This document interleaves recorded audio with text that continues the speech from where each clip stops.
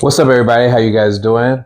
Xavier here, King Chris the Brilliant, Lord of House Rush, King of the North, Son of the Father of Lights, Carrier of the North Star, Father of Many, and Slayer of the Dragon, of the seed of Abraham, of the tribe of Judah, and welcome to the mountain.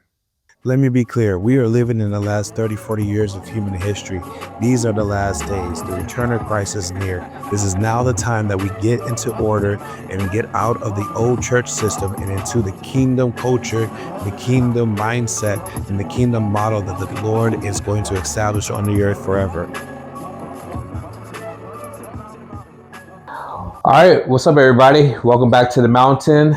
I'm your host, your person here on the mountain, Xavier, and I'm excited because just here being consistent, man. Bring the kingdom message. If it's your first time checking us out, check out the other videos that explain what we're here about, and what we're here to do is to spread the kingdom, to bring the teachings of the kingdom, the order of the mountain of the Lord, the government of God that's coming to the earth. The rock the builders rejected, the stone that they rejected will become a mighty mountain and fill the whole earth. And we are in the last days of that coming forth. We are in these days where that will increase mightily in the years to come.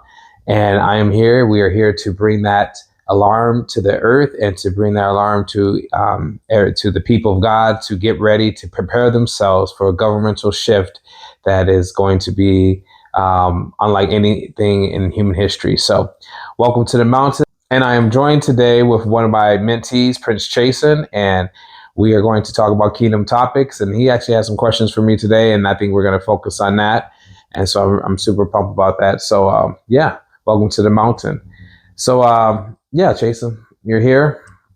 And I asked you just a minute ago, but then I said, hold it. Just if there's any topics you wanted me to cover, because I could just go off on almost anything. We could open up the Bible. We could just go into it. But just was wondering if there's anything that was pressing on your mind, your heart. Yeah, I had a conversation with one of my friends yesterday, and they were talking about overall, they just want, their main goal in life is to be happy. Mm-hmm. And they're also a follower of Jesus Christ. But like when they said that, like something in me, I believe it was the Holy Spirit prompting me, but like was just like, nah, that's not it. Even though happiness is a good, like it's a nice thing to want to attain. Yeah. But it shouldn't be the goal. And like the verse that had came up was like, what is it to gain the whole world but to lose your soul? Mm-hmm. Like in that chase of happiness, you're doing things that go against your morals. And so I guess the question to start off would be like, is God's ultimate goal for us as believers and disciples, is it to be happy, or is it to like find joy in him, if that makes sense? Yeah, absolutely. Absolutely. So I knew today I didn't really prepare for what I was going to talk about, because I kind of knew, and I felt like, okay, the Lord must have something because Chasen was going to be here for me to cover with Chasen, and that's exactly what he's already prepared me to speak about. Because I consider these things when I think about my life, and I think about, I'm about to turn 40, and I'm not sitting here in the best financial situation. I'm not sitting here in the best worldly situation where people could look at and go, wow, you spent your time well. But when I really think about, when I was young, I wanted to be, do acting, and I did do acting, modeling. I didn't really want to do modeling, but that kind of comes with doing acting.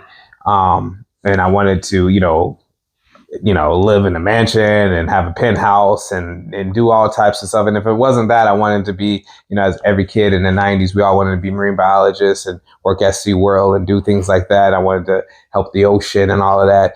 And I look at my life and I go, man, what did I did I do right? And I realized, man, life is, we don't realize how short this thing is, and we don't realize how it's here and it's gone. And the goal is not to be happy.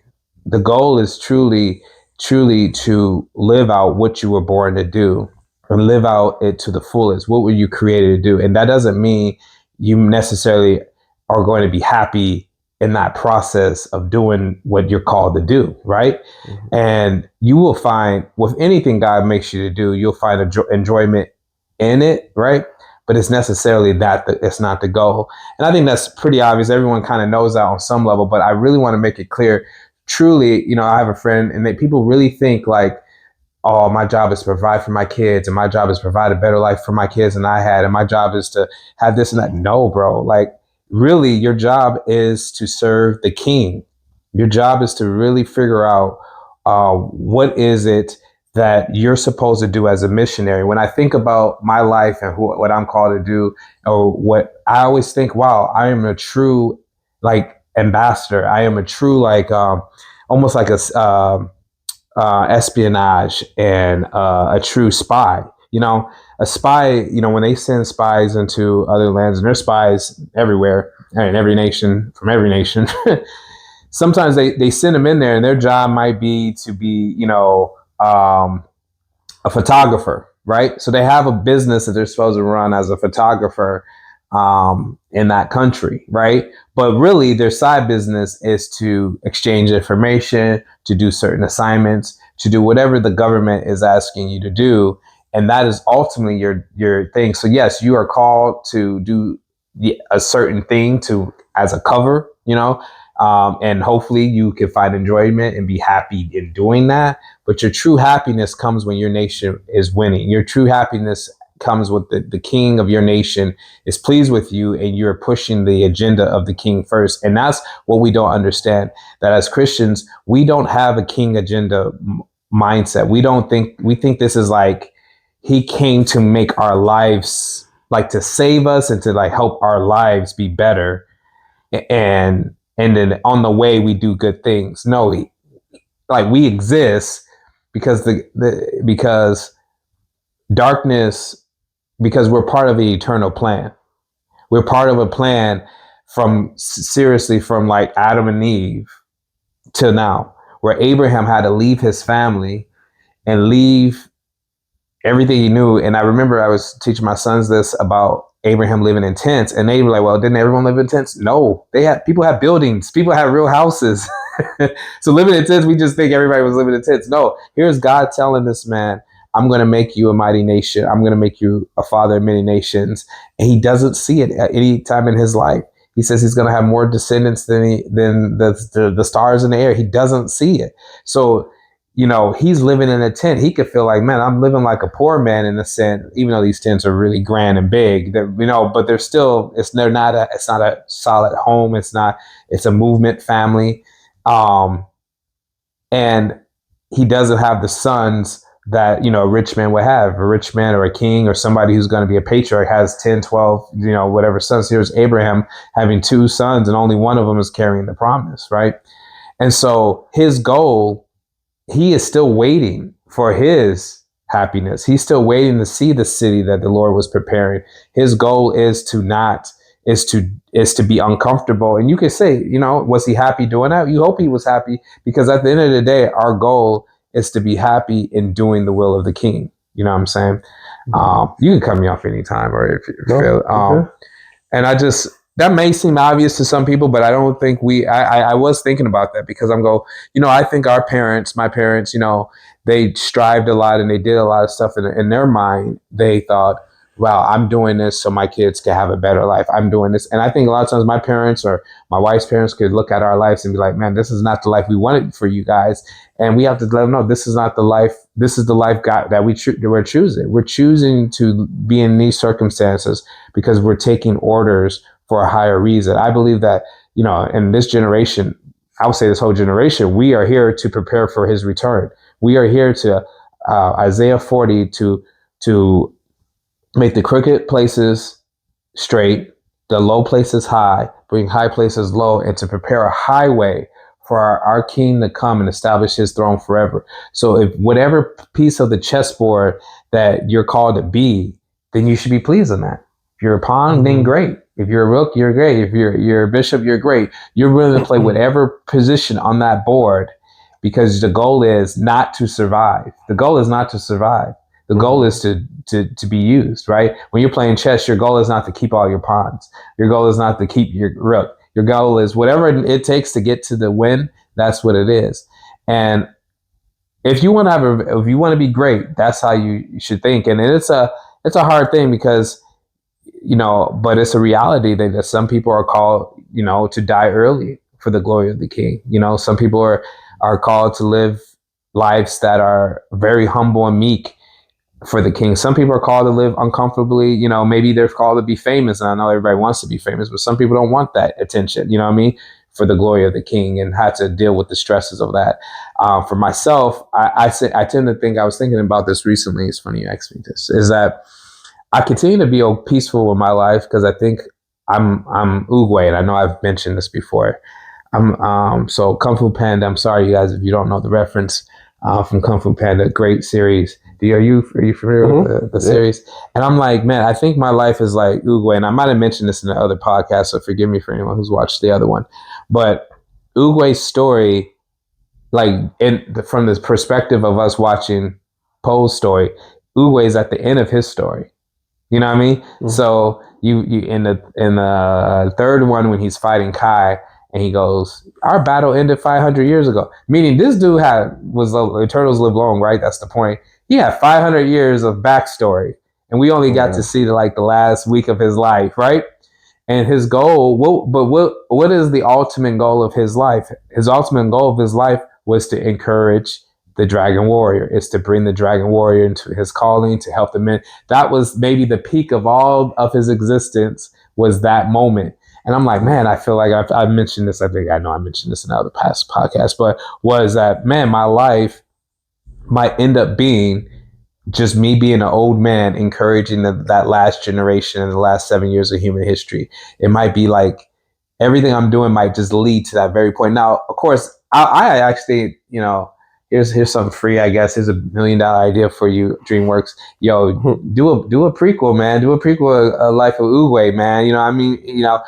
No telling how many mentors he had, no matter how many people went to the dark side, his whole story, how many things he did. You know what I'm saying? But at the end of his life, what was it really like? What's the important part that really ties into a great story? And I had to realize that my life might end up being just like that. And the Lord kind of told me that. I'm actually cheating, because he did tell me when I was in my 20s, I was crying out for revival, and I was asking the Lord to really, change the city and do all this. And I'm like obsessed. You know what I mean? I'm not eating. I'm just like, God, I need revival. I'm not letting go. I'm not. And I felt like the Lord said to me, son, I have to tell you something. And I'm like, okay. And he's like, your generation is not really going to listen to you. And I'm like, okay. And he was like, some of the younger ones will listen to you. And I'm like, all right. And he's like, but your true call is to be a grandfather. Your true call is, he says, by the time you're in that age group, all the pretty much when you're in your 50s, all the 20-year-olds are going to just completely listen to you. You know what I mean? Like, and I'm like, so here I am in my early 20s, mid 20s, maybe. And I'm like, I'm the young guy. You know what I mean? I'm like, yo, I'm the hero of the story. I'm the Luke Skywalker. Let's do this. And the Lord's like, nope, you're called pretty much to be Yoda. You're called to be Yoda. And just like Yoda, right? From Star Wars perspective, you only meet Yoda living in the woods, totally forgotten. You know what I mean? No one thinks he's even alive, but he's there to train the last, what is it? The Return of the Jedi, to return to the Jedi. And when he kind of put that on me, it kind of didn't put me in depression, but I was really put the gas on. Like, dang. Mm-hmm. He's like, just chill, just do what I'm calling you to do, just step by step, but just know your call isn't, you're not called to be the main one. You're called to maybe be the old one. And that's why I kind of love the Clone Wars and things like that, because you get to see Yoda and stuff, in his, I don't want to say heyday, but, not in the woods and living by himself as a council member, and you get to see that. But truly, that's why Yoda was alive at the end. That's why he was the last one for that purpose. And I don't know if I'm answering this good for you, but for this generation. But let me tell you, man, your goal, your heart shouldn't even. Your goal is to be so pleased in whatever role he called you to do that you're happy no matter what. If you're poor, you're happy. You're rich, you're happy. You're naked, you're happy. Somebody kidnaps you, puts you in slavery. That doesn't sound fun at all. Yeah. But then there's a place where you find God there, and you're like, if this is where I'm called to be, this is where I'm called to be. Who knows what this is meant for, right? Yeah. you know, you never know what your sacrifice, your goal is to be happy as a soldier. And a couple of my favorite scenes, one of my favorite scenes, if you guys remember The Dark Knight, I think it's The Dark Knight, Dark Knight Rises or Dark Knight. You guys remember that part when Bane takes the plane, right? And they're about to get off the plane, and the guy Bane goes, "No, you've got to stay. There's 7 bodies." And the dude looks at him and goes, "Well, you know, is the rising happening?" He's like, "Yes." The dude's happy. Bane just told dudes like, "Dude, you're gotta die. Like, you gotta stay here because they gotta count the bodies, and you gotta be one of the bodies." And dude's like, "Cool." I don't know why that hit me when I came out. I was like, "Dang, that is commitment. That is commitment to a cause." Where you're like, dude's like, "No, you gotta stay and die," and you're like, "Cool. Yeah. As long as the cause happen, I'm good with it." I'm like, man, if people could be like that for an evil cause, and many people are like that, right? I mean, there's suicide bombers and people who put their lives on the line and do missions that they know they're not going to return. Dang, how should I be like that for the kingdom, you know? Yeah. That's what I thought about for Kobe. I think the same year Kobe died, the Lakers won the championship. Mm-hmm. And he wasn't afraid to take down like his daughter and her teammates for that ring. And I was just like, that's crazy. And so, and ever since that year, I don't think the Lakers have been close to winning it. Now, you're going really deep. What do you mean take down? What do you mean? Oh, so I think there was a sacrifice. So the day, so LeBron James passes Kobe Bryant and in points. That next day, Kobe Bryant dies. All right. And then in that same year, they win a championship.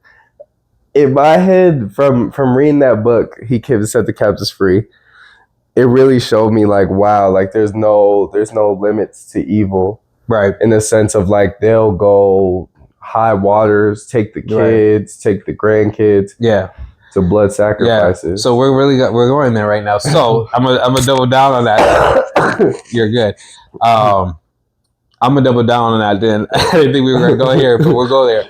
So even deeper than the championship, really, his sacrifice was supposed to. This is funny because we have not even began to go on this level, but I know about this. But his sacrifice was supposed to release COVID, so it wasn't about the championship. His sacrifice was supposed to send the world into mourning, and that's what happened. So when they're trying to put you to the next level, like they were initiating the world into the occult. Does that make sense? So when they want to initiate you in the cult, they have to have some type of traumatic thing happen to you, right? Oh. So his sacrifice was supposed to send everybody into crying, into moaning, which it did, right? That was like the whole world was crying and mourning. What's up, everybody? Thank you for watching this video, and we're going to return to it in just 1 second. But I just wanted to first encourage you to become a partner with me and my family. We are missionaries here in the Twin Cities area, and we are doing a lot of different things of family ministry, young man ministry, young boys ministries. We're doing a lot of building the kingdom, and we would love for your support. There's a link to our family page where you can give and you can become a monthly supporter there. If you're not interested in that, but maybe you're looking for other ways to support, please join us on Patreon. On Patreon, there's going to be tons of videos that are just not going to be on my YouTube channel, but all of what we're putting out, we're going to dump it all on Patreon. So one place to find House Rush, one place to find The Mountain, one place to find King Chris Bruin will be on Patreon. So you can join us on Patreon on any dollar amount, and you'll get all of our content there, all the time. Also, I almost forgot, you can go to my TikTok page, follow me on TikTok and Instagram. I'll be doing more lives on TikTok and eventually doing more lives on Instagram, but videos and clips will be there on Instagram. And last thing, always share the video. We want this message of the kingdom to spread. We are here to spread the gospel of the kingdom to get us ready for his return. So share the video for that reason, like for that reason, and let's keep going. And even when they put his name Kobe, or they put some stuff in Dematria, it literally came up as COVID and virus back in that day. I don't have it in front of me now, but I remember back when it was linked to COVID. So his thing was to kind of send us into a mourning state so then they could release. And that's, you get what I'm trying to say? Somebody has to sacrifice to have that type of worldwide brainwashing a thing that they did that year take effect. They have to put us into a shock. Does that make sense? So absolutely, it was a sacrifice. But it wasn't for the championship. Necessarily, it was for the greater cause of the mission that he was part of. And for him, he went through all the levels that he needed to do as a Luciferian. That the next level was godhood. So he was so committed to, people don't know, he was a committed wizard. If you don't know this about Kobe, he was a wizard. He said he was a wizard. He had books about witchcraft. And did you know this? The kid books? He had kid books. And I remember they were like when he was going on the tour with his books. I love Judean, so-called, black kids, Judeans, because they know what's going on. The little boys were like, Kobe must be in a witchcraft. They literally just was saying it. They're like, this is weird, because he was talking about the stuff of wizards and things like that. So he was committed, and that's why you can really follow Kobe's career and can see the different, because they had different steps that you're supposed to tap into, like a butterfly thing, cocoon stage, mean stage, happy stage, mentor stage. So he went through all these stages. The last one was, entering. He was that type of person. So, how did we get there though? You were saying commitment to the cause. Absolutely, that he would even be willing. People aren't gonna like that, but to even bring his daughter into that as well. Absolutely, his whole thing is totally suspicious. It's totally what you're saying. And just to add to this, I hate to do this, but I just feel it's on me to do it. Even what happened to because Autumn was shocked about this recently when we talked about Michael Jordan's father. And she's like, Michael Jordan? I'm like, yeah, babe, he's a Freemason. And now what happens with that too is that if you're a Freemason or you're in the occult, you might not want to logically climb that ladder to have to do those things. But because you're such a high asset, they're going to almost force it on you anyways. They're going to guide you through it without you signing up for it. So that's what happened to Michael Jordan's dad, is that there's no way nobody gets killed on a road trip. And it had nothing to do with gambling. You know what I'm saying? No one gets killed. Like he was driving at a rest stop and what are we doing here? And that doesn't happen, right? They wanted to send him into mourning and have a traumatic thing happen to him so that he had this storyline, that they could have. And I don't think he signed up for it, but they don't care. And they're not even going to stir the boat with him because he's triple diamond. I mean, you don't get any better than Michael, right? Just throwing that out there for free. Have you seen the movie Him? Have you seen that movie? Mm-mm. No, you should watch it. Literally, what you're just saying, they walk through that process of like this dude, he wants to be the greatest football player ever. Oh, it's new, isn't it? He encounters this other Hall of Famer, and then I'm not gonna spoil it, but it literally, what you're describing is literally that movie. So that's deep. Yeah, that's the occult. That's how they do it. That's how they do you. And it's commitment, man. So that's. I was gonna say, So I think where my friend was asking, my goal is just to be happy, is because I think they fell into like this image of Christianity. I was talking to my other friend about this last week. We were talking about the different just Spider-Mans and stuff like that.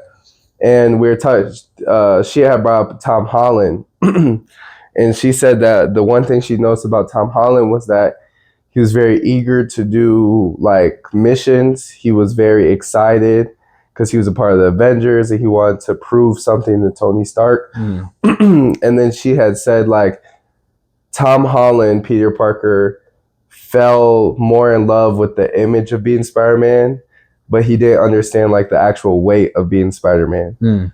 And so I feel like that relates to us in our walk with Christ, is like where my friend was like, I just want to be happy, is because they fell into that image of Christianity, like blessing, car, job, relaxation, easygoing, without understanding like the weight of it. And so I was going to ask you, like, what point in your walk did you start to come into that like understand the responsibility and the weight of being a true disciple? Because I feel like Tom Holland didn't experience that until his aunt died. And then he realized, like, damn, like, this is what it means to be Spider-Man. And then that's when the other 2 Spider-Man came and, like, comforted him and stuff like that. But yeah, when in your walk so you experience that? Repeat the question in a minute. I want to get to one point that you're making. Let me make it clear, guys. In Revelation 1, it says, I, John, both your companion in tribulation, in kingdom, in patience of Jesus Christ. These are our pillars. These are our pillars.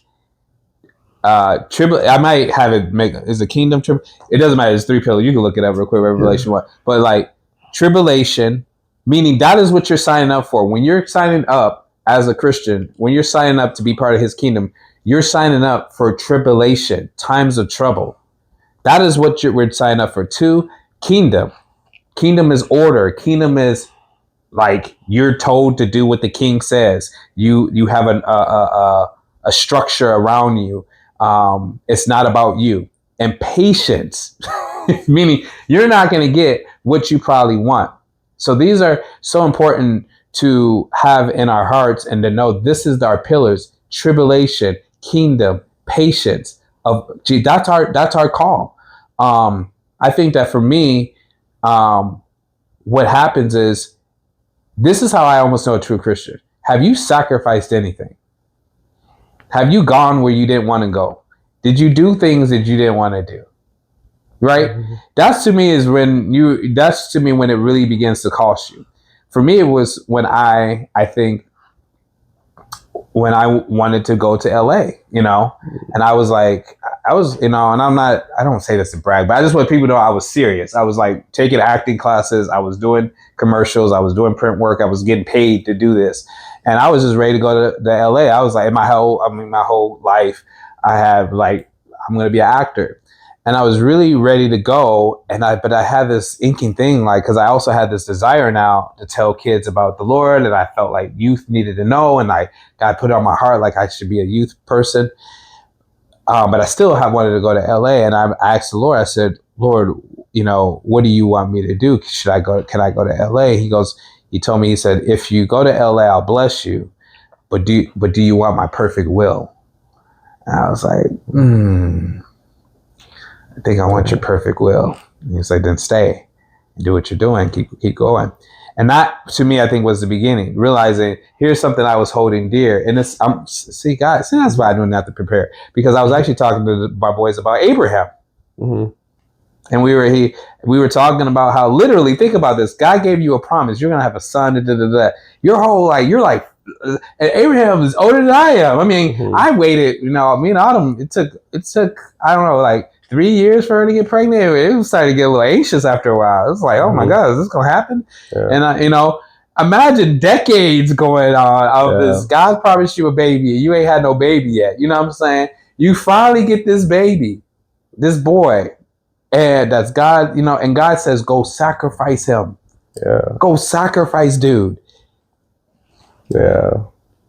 Yeah, I always say, like, I felt like God was playing with Abraham in the sense, like, you promised me this, I wait, and now you go tell me sacrifice. I was like, God, you're not for real, bro. I know. We could hope maybe he was just smile like me. No, dude brought the wood. It was a process. Went up the hill. I mean, we can't wait to watch the real movie. The real what happened. How many tears went down his face? Like, and he just kept repeating the promise probably in his head. Like, but he said, this is my son. He said, this is what but he just said to do this. And he says to his son, he says, God will provide the ram. And the Bible says he took the knife and the angel had to stop him.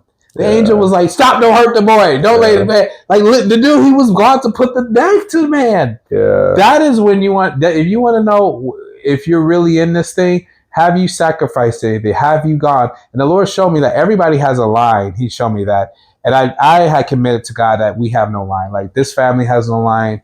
We will go anywhere. We will do anything. We really won't. And he showed me everyone mostly has a line. some of it's like evangelism. People they're not going to go out and share their faith. Like they're just not going to go up to strangers and talk. You know what I mean? Like I would challenge you on that. If you love me, go embarrass yourself and do that. You might, I don't want to be out there street preaching. God may tell you to go street preach. Yeah. God may tell you to go serve somebody in a way that's not cute and not fun and not in a way be hidden. You know what I mean? Those are the marks of a servant. That's the mark of the greatness you really want to have when you enter in. You don't want to, you don't want, I would say your goal, everyone's goal, please listen everybody, is to be obedient. You want a good and well done, my faithful servant. That's what you want. At the end of the day, you want to stand before the Lord and you want him to say, good and well done, my faithful servant. Servant means come here, go here, do this, do that. Shut up, stop talking, be uncomfortable. You know what I mean? That's a servant, right? You want that to be. You don't want this American dream is an American lifestyle is poison. It's a trick, and this is why he said he gives. Actually, I would say to us, I think in this generation. Thanks for bringing this up. Actually, I should know it. I could probably flow if I talk. But go to Revelation 1 for me real quick, and then read the Church of Laodicea for me. Write this letter to the angel of the church in Laodicea.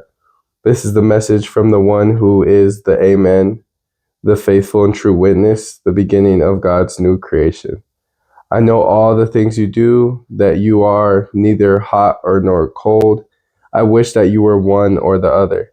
But since you are lukewarm water, neither hot nor cold, I will spit you out of my mouth. You say, I am rich, I have everything I want, I don't need a thing. And you don't realize that you are wretched and miserable and poor and blind and naked. So I advise you to buy gold from me, gold that has been purified by fire. Then you will be rich. Ooh. Also buy white garments from me, so that you will not be ashamed by your nakedness, and ointment for your eyes, so you will be able to see. I correct and discipline everyone I love. So be diligent and turn from your indifference. Look, I stand at the door and knock. If you hear my voice and open the door, I will come in, and we will share a meal together as friends. Those who are victorious will sit with me on my throne, just as I was victorious and sat with my Father on his throne.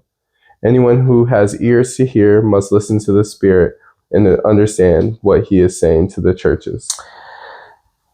And I'm going to end on this. This is crazy that we're already at 30 minutes. So. Oh, really? I don't even feel like 30. It doesn't even feel like we just started, right? Yeah. So I feel weird ending on this. But I almost want to go line by line with that scripture, and maybe we should do that next week. But listen to the scripture, you guys. He's saying you're neither hot nor cold, okay? What does that mean? There's a lot I can say about this. Let me try to wrap it up in a second. Hot means, to be hot, you have to be on fire. You have to have something burning on you. It costs you to be hot. You're going to have to be stirred up. What are the molecules of hot water? They're friction, right? They're moving, right? Water's heat up, right? What is the molecules of being cold? You're together, you're frozen. And each one of those, when you're trying to heal an infection, you want some hot water, you need hotness. If you're trying to refresh the person, you want to be cold. You need to be either one of those. The delusion is to think that you're rich. And the Church of America and the church of the church, what he's saying, you think that you're rich, you're comfortable, but you realize that you're not actually producing that is actually refreshing to people, or that's actually fiery. Because nobody wants to hear from somebody who ain't gone through nothing. Nobody wants to hear from somebody who doesn't have who spent time with the Lord in a refreshing way. He says, buy gold for me. Be refined. All those things are time spent. And believe me, the person who lives that life, happiness is, because the Bible does says, like, the Beatitudes are actually, happy are you who do these things. Happy are you who are, so we are supposed to be happy, and happy for what reason? Because we're so connected to being persecuted. Where it says, happy are you when they mistreat you. Happy are you when they say all types of lies about you. Happy are you when The meek will inherit the earth. Happy are you if you're meek. So yes, be happy, but you better be happy in the Beatitudes. You better be happy in the refining of fire. You better be happy in the book of James where it says, it pretty much says be happy. It doesn't say necessarily be happy, but count it all. James 1, chapter 1, verse 2 and 3. Mm-hmm. You know it, probably. Go ahead. Yeah, it says, dear brothers and sisters, when troubles of any kind come your way, consider it an opportunity for great joy. Mm-hmm. For you know that your faith is tested, your endurance has a chance to grow. Yeah. So those are the things we should be happy in the service of our King. And to the death. We're glad to lay down our lives. We're glad to take the sword into our belly. We're glad to jump in front of that bullet. We're happy. You want to be that guy that takes the bullet for the King, and you go, this is my greatest joy. You die. This is what I couldn't ask for a better death. You know what I mean? Yeah. That's the stuff you should be happy about. So be happy in that persecution. So welcome back to the mountain, Jason. I'm gonna have him every week, because man, we can probably do 10 episodes just right now, man. But welcome to the mountain. We just want to ask you again to just continue, to check out the links of partnership with our family. Consider partnering with our family to continue the mission, like we're doing here. We're continue to bring out the kingdom message to our region, our city, mentorship with young people. Also check out the Patreon page where you can find all the material and all extra Bible study stuff that we're doing, and we're putting all things on Patreon. You can join out on any dollar amount. And so really appreciate you guys. If you got any questions, anything you want me to just cover, you can email me. That's also in the description. And again, if you want to truly follow and become great in the kingdom, I'm inviting you to follow in a real way, not in the way we say follow, but I'm saying to come into service to King Chris the Brilliant, to House Rush, and become great. Because like we said before, the Bible says if any of you want to be great, you must become a servant. So become a servant. And I know that sounds weird, but we've already discussed that. We'll continue to discuss that. And if you really want to come into the kingdom order of things and grow into greatness for the order of his return, because he rewards greatly. So we got more to talk about, and we'll see you guys later.